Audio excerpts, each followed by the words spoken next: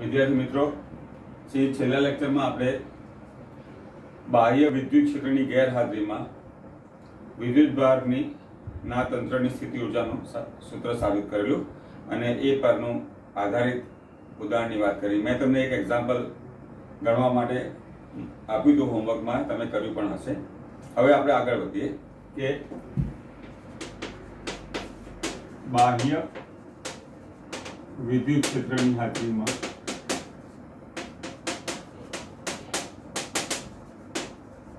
विद्युत भारना तंत्रनी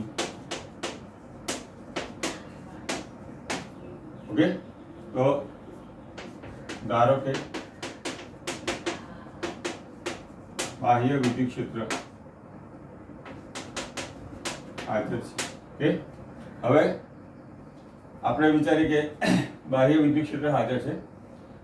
आ विद्युत क्षेत्र में Q1 विद्युत भार ने अनंत अंतरे थी आपणे विचारीए के आ आपणुं उगम बिंदु छे। ए बिंदुए एकम Q1 विद्युत भार ने अनंत अंतरे थी आपेला बिंदुए धारो के आ बिंदु ए छे के जेनो स्थान सदिश R1 छे। Q1 विद्युत भार ने अनंत अंतरे थी ए बिंदुए लाववा माटे करवुं पड़तुं कार्य नीचेनी रीते गणी शकाय। Q1 विद्युत भार ने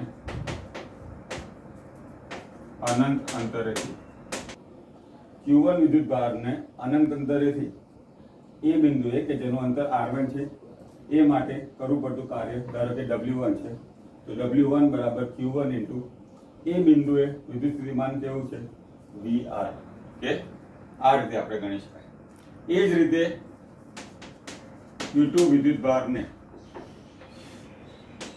धारो के Q2 विद्युत भार ने अनंत अंतरे थी बी बिंदुए लावीए के जेनुं स्थान सदिश R2 छे, तो ए माटेनुं कार्य Q2 विद्युत भार ने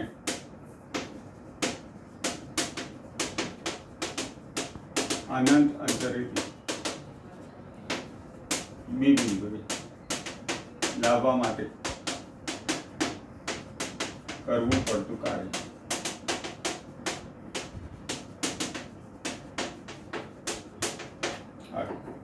हवे आपणे जोई शकीए छीए के आ विद्युत भारनुं तंत्र रचायुं। बंने वच्चेनुं अंतर आपणे कही शकीए के R12, तो Q1 અને Q2 विद्युत भार ना तंत्रनी स्थिति ऊर्जा अथवा एक ऊर्जा આપણે W3 વડે દર્શાવી શકીએ, તો W3 બરાબર Q1 Q2। અહીંયા આપણે Q1 અને Q2 વચ્ચેનું અંતર R12 છે એવું વિચારીએ તો આ રીતે બાહ્ય વિદ્યુત ક્ષેત્રની હાજરીમાં કુલ કાર્ય Q1 into VR1 plus Q2 into VR2 વત્તા KQ1 આ રીતે આપણે ગણી શકીએ।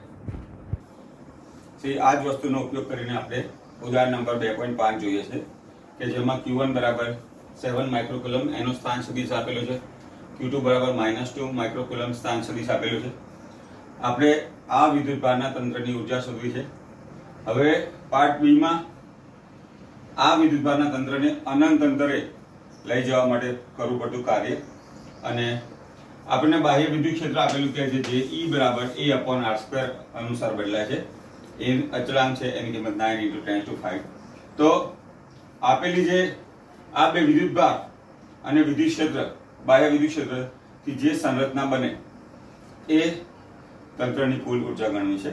તો હવે સૌથી પહેલા આપણે વિદ્યુત ભારને તંત્રની ઊર્જા, તો આપણે સ્થિતિ ઊર્જાનું સૂત્ર જાણીએ છીએ U બરાબર KQ1 Q2 R12। R12 આપણે શોધી શકીએ R2 - R1 9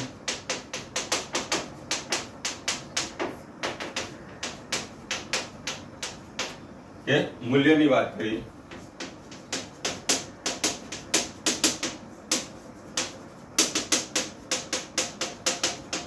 के तो आ परथी आपणे स्थिति ऊर्जानुं सूत्र U बराबर KQ1 Q2 R12 કે ની કિંમત 9 × 10⁹ એમકેએસ આપણે જાણીએ છીએ।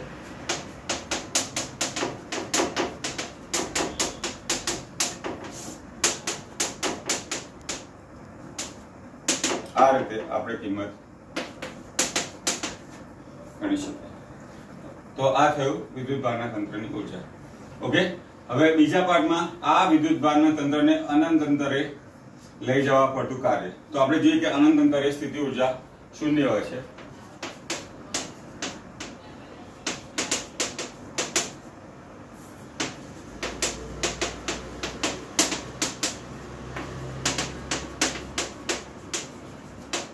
માટે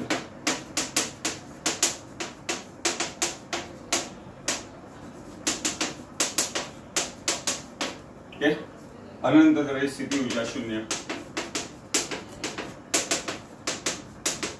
તો આ રીતે વિદ્યુતભારના તંત્રને અનંત અંતરે લઈ જવા માટેનું કાર્ય ગણી શકાય।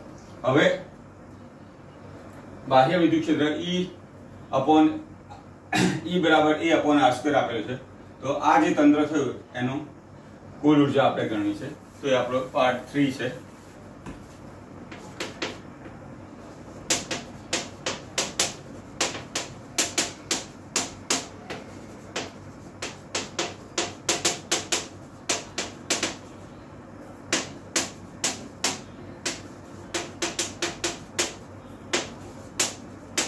તો આપણે હમણાં જ સાબિત કર્યું એ પ્રમાણે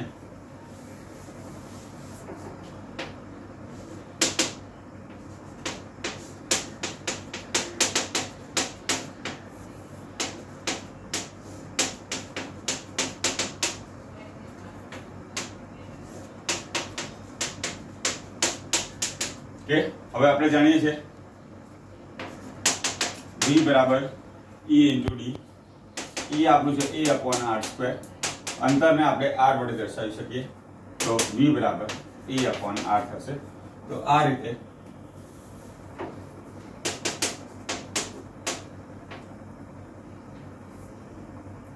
A/r1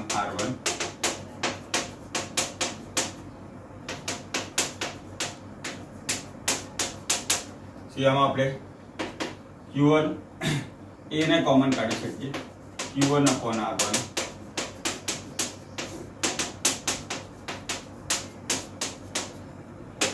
A ની કિંમત 9 × 10⁵ Q1 7 × 10⁻²। R1 9 સેન્ટીમીટર છે। Q2 -2 વિદ્યુતભાર છે। -2 × માઇક્રો -6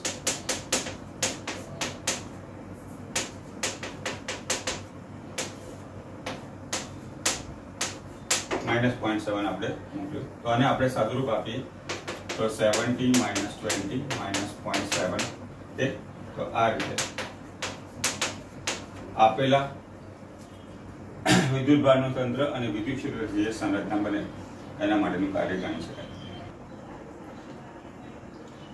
મિત્રો, પહેલા ચેપ્ટરમાં આપણે સમાન વિદ્યુત ક્ષેત્રમાં વિદ્યુત ડાયપોલની વર્તણૂકનો અભ્યાસ કરેલો અને ડાયપોલ પર લાગતા ટોર્કનું સૂત્ર સાબિત કર્યું।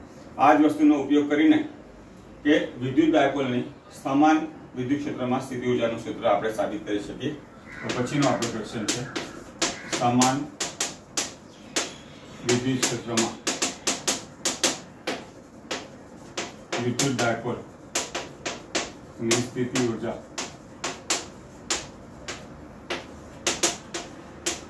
કે સમાન વિદ્યુત ક્ષેત્રને આપણે E વડે દર્શાવી શકીએ કે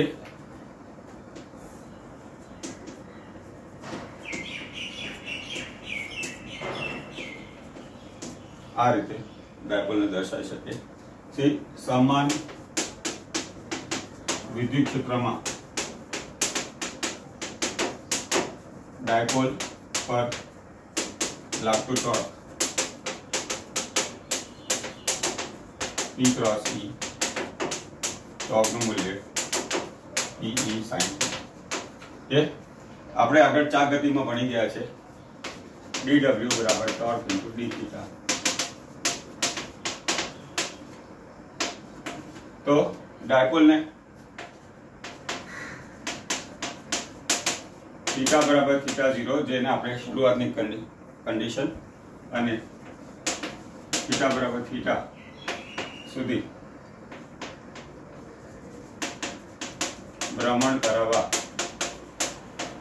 માટે કરવું પડતું કાર્ય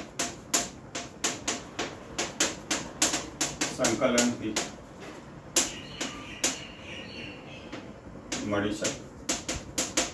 तो W बराबर थीटा 0 शुरुआतनी कंडीशन है, थीटा अंतिम कंडीशन, संकलन थीटा 0 थी theta e sin theta. Okay, now sine नु संकलन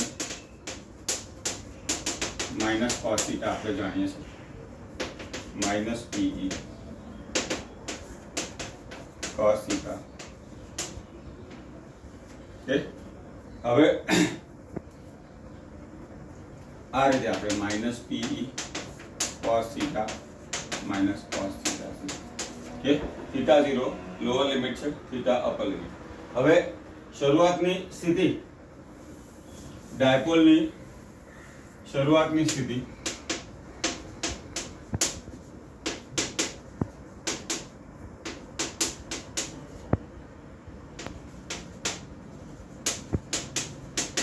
माटे यादृच्छिक रीते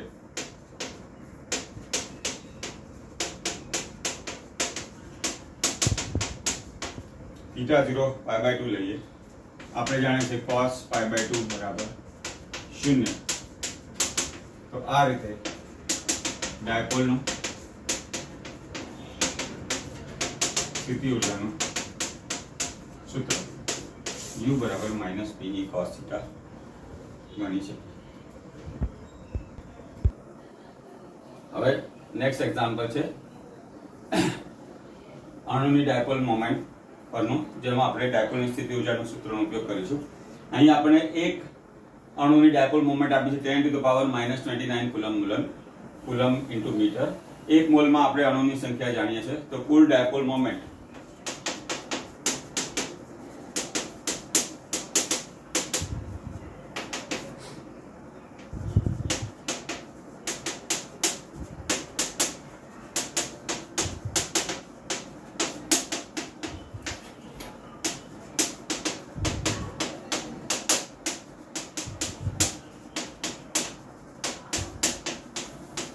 આપણને એક અણુની ડાયપોલ મોમેન્ટ આપી છે। આપણે જાણીએ છીએ કે એક મોલમાં 6 × 10⁻23 અથવા એવોગાડ્રો સંખ્યા જેટલા અણુઓ છે, તો બંનેનો ગુણાકાર કરીને આપણને મળી શકશે।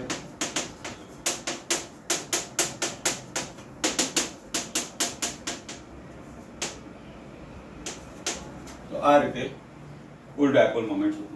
હવે ડાયપોલને થીટા બરાબર 0 થી थीटा बराबर 60 माटे भ्रमण करवा माटे करવું પડતું કાર્ય એ સ્થિતિ ઊર્જાના ફેરફાર જેટલું હશે। તો थीटा 1 बराबर 0 લઈએ તો -u/pe cos 0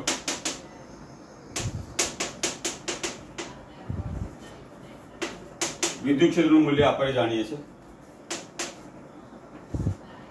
cos 0 ની કિંમત 1। ઓકે, थीटा बराबर 60 माटे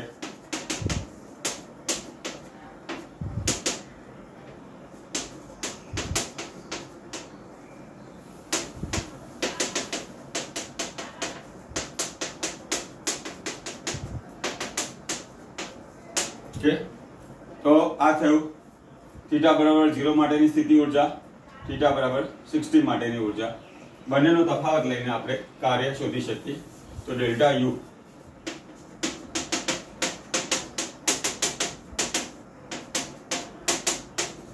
ओके। હવે ત્રીજો પાર્ટ છે કે ડાયપોલના આ રીતે ગોઠવવા દરમિયાન ઉત્પન્ન થતી ઉષ્મા।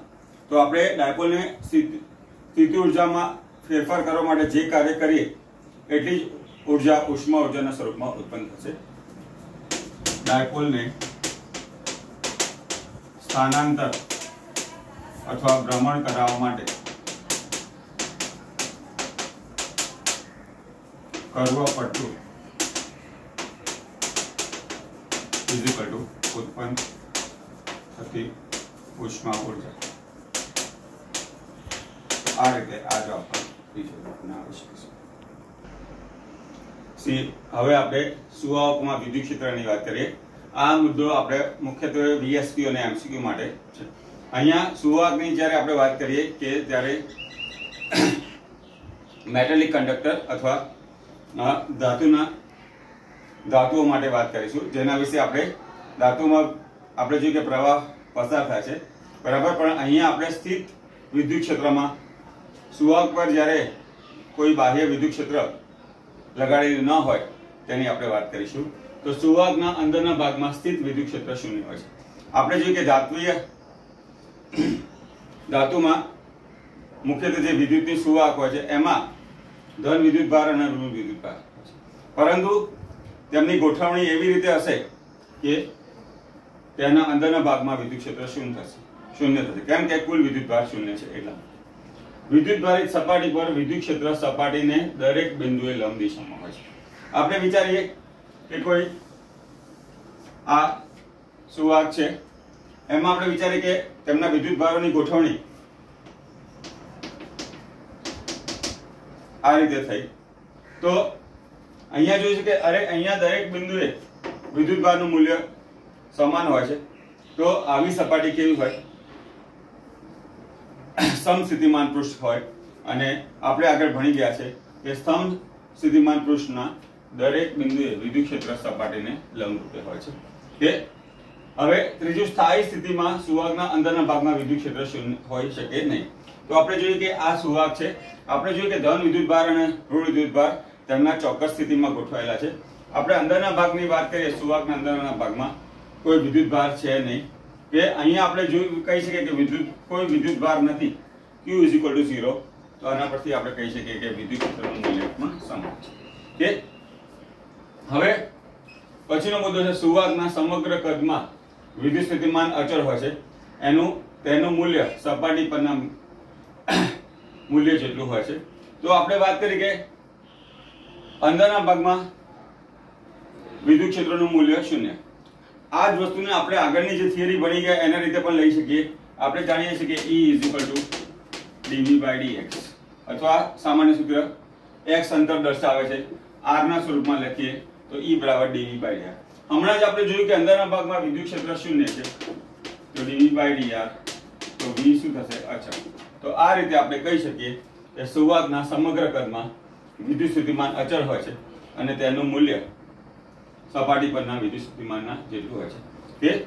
અને આ જ વસ્તુનો જ્યારે આપણે એક પોલા ગોળાની વાત કરેલી, તો એમાં પણ જોયેલું કે પોલા ગોળાના અંદરના ભાગમાં એ પણ એક સ્થિત વિદ્યુતભાર વાળી રચના હતી કે જેના અંદરના ભાગમાં વિદ્યુત ક્ષેત્ર શૂન્ય અને દરેક બિંદુએ વિદ્યુત સ્થિતિમાનનું મૂલ્ય અચળ હતું, અને આ મૂલ્ય સપાટી પરના વિદ્યુત સ્થિતિમાન જેટલું.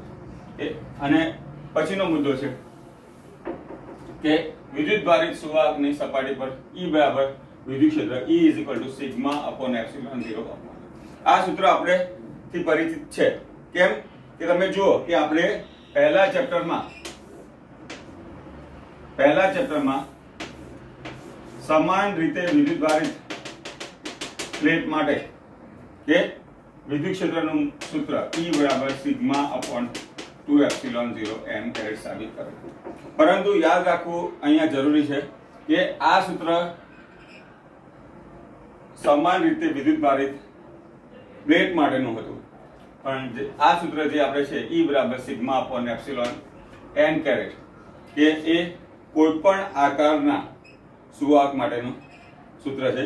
એને આપણે હવે થોડી વાર સાબિત કરીશું.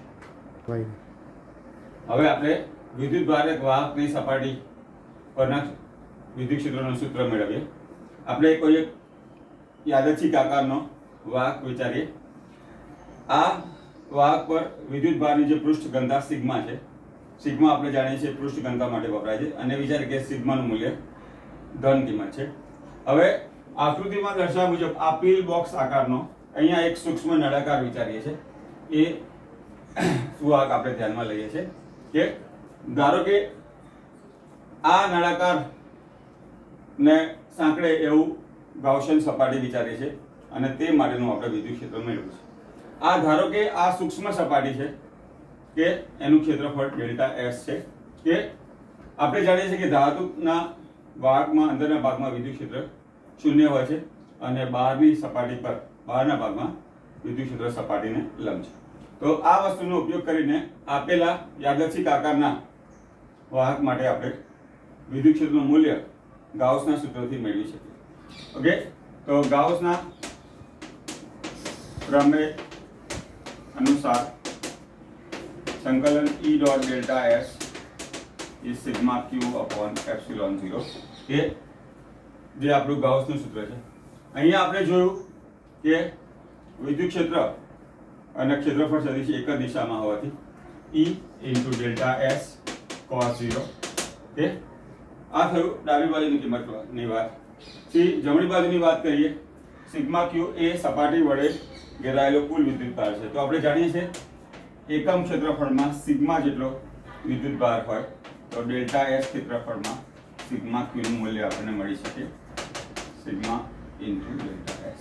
આ કિંમત આપણે અહીંયા મૂકીએ તો E ડેલ્ટા એસ કોસ 0 બરાબર sigma into delta S upon epsilon 0. Cos 0 ની કિંમત આપણે જાણીએ છીએ. સદિશ સ્વરૂપે દર્શાવીએ તો sigma upon epsilon 0 n caret એ વિદ્યુત ભાર એક વાહકની સપાટીના પરનું વિદ્યુત ક્ષેત્રનું મૂલ્ય આપણને મળી છે. હવે આપણે સુવાહકો અને ડાઇલેક્ટ્રિક ની ચર્ચા કરવી છે. તો ડાઇલેક્ટ્રિક મટીરીયલ એ છે કે જે વિદ્યુતના અવાહક છે, એમાં આપણે રબર કે પ્લાસ્ટિકને લઈ શકીએ. હવે એમનું સરખામણી આપણે કઈ રીતે કરી શકીએ કે હવે હમણાં જ આપણે સુવાહકોમાં વિદ્યુત ક્ષેત્રની વાત કરી કે સુવાહકોમાં વિદ્યુત ક્ષેત્રનું વિતરણ વિદ્યુત ભારનું વિતરણ એવું રીતે હશે કે કુલ વિદ્યુત ક્ષેત્ર એનું શૂન્ય થશે. બરાબર.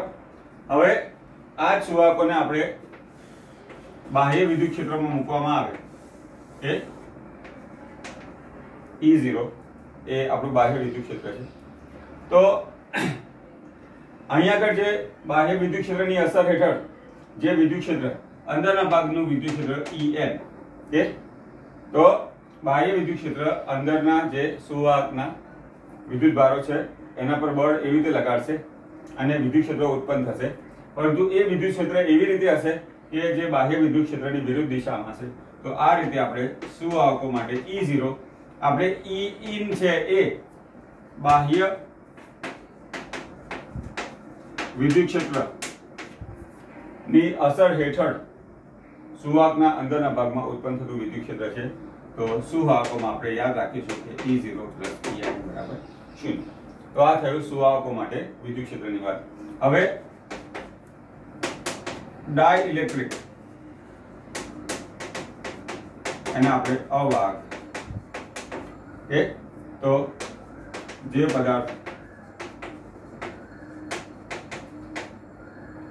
નો વિદ્યુત પ્રવાહનું વહન કરતા નથી એવા પદાર્થને ડાઇલેક્ટ્રિક. તો હવે આપણે ડાઇલેક્ટ્રિક મટીરીયલ અથવા અવાહક મટીરીયલનું બાહ્ય વિદ્યુત ક્ષેત્રમાં શું અસર થાય છે એની વાત કરીએ. તો ધારો કે આપણું આ બાહ્ય વિદ્યુત ક્ષેત્ર છે કે હવે બાહ્ય વિદ્યુત ક્ષેત્રમાં જ્યારે આપણે ડાઇલેક્ટ્રિક અથવા અવાહક પદાર્થને મૂકવામાં આવે કે તો બાહ્ય વિદ્યુત ક્ષેત્રની અસર હેઠળ ધન વિદ્યુત ભાર અને ઋણ વિદ્યુત ભાર છૂટા પડશે અને અંદરના ભાગમાં વિદ્યુત ક્ષેત્ર ઉત્પન્ન થશે. E0 આપણું બાહ્ય વિદ્યુત ક્ષેત્ર છે અને આ આપણે બળ જાણીએ છીએ સૂત્ર F બરાબર QE કે તો આ વિદ્યુત ક્ષેત્રના બળની અસર હેઠળ અવાહક અથવા ડાઇલેક્ટ્રિકના અંદરના ભાગમાં જે વિદ્યુત ભાર છે એના પર બળ લાગવાથી આપણે જોઈએ કે પ્લસ અને માઇનસ અથવા ધન અને ઋણ વિદ્યુત ભાર છૂટા પડે. આ એક પ્રકારનું ડાયપોલ મોમેન્ટ ઉત્પન્ન થાય. આપણે ડાયપોલ મોમેન્ટના વિદ્યુત ક્ષેત્ર વિશે જાણીએ છીએ. તો અંદરના ભાગમાં જે વિદ્યુત ક્ષેત્ર થયું E in થયું. પરંતુ આપણે યાદ રાખીશું કે ડાઇલેક્ટ્રિક મટીરીયલ માટે E0 plus En is not equal to 0. કેમ કે આ વિદ્યુત ક્ષેત્ર એવી રીતે ઉત્પન્ન થશે કે આપણને કઈ પરિણામી વિદ્યુત ક્ષેત્રનું મૂલ્ય મળશે. તો આ રીતે આપણે બાહ્ય વિદ્યુત ક્ષેત્રની હાજરીમાં ડાઇલેક્ટ્રિક પદાર્થ માટે E0 plus En is not equal to 0 એ વસ્તુનું આપણે ધ્યાન રાખીશું. હવે આપણે ડાઇલેક્ટ્રિકની વાત કરીએ છીએ તો બે પ્રકારના ડાઇલેક્ટ્રિક હોય છે.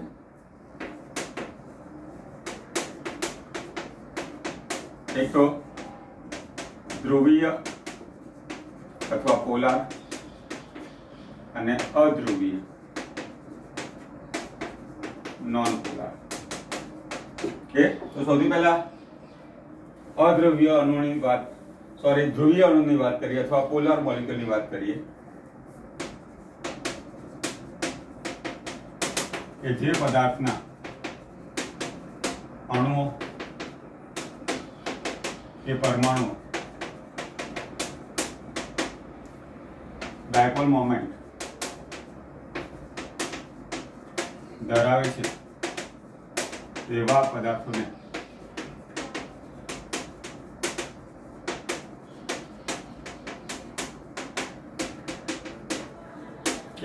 એમાં આપણે HCl અથવા H2O નો સમાવેશ કરીશું. બીજા છે અધ્રુવીય ડાઇલેક્ટ્રિક.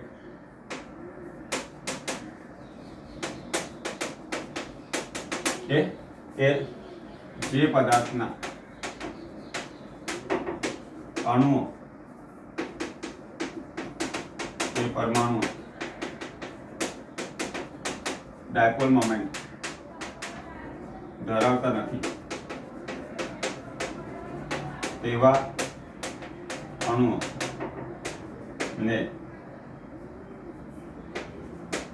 અધ્રુવીય ડાઇલેક્ટ્રિક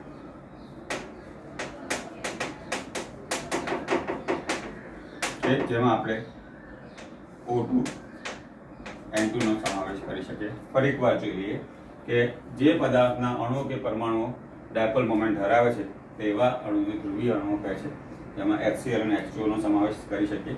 અધ્રુવીય ડાઇલેક્ટ્રિક કે જે પદાર્થના અણુઓ કે પરમાણુઓ ડાયપોલ મોમેન્ટ ધરાવતા નથી તેવા અણુઓ કે પરમાણુને અધ્રુવીય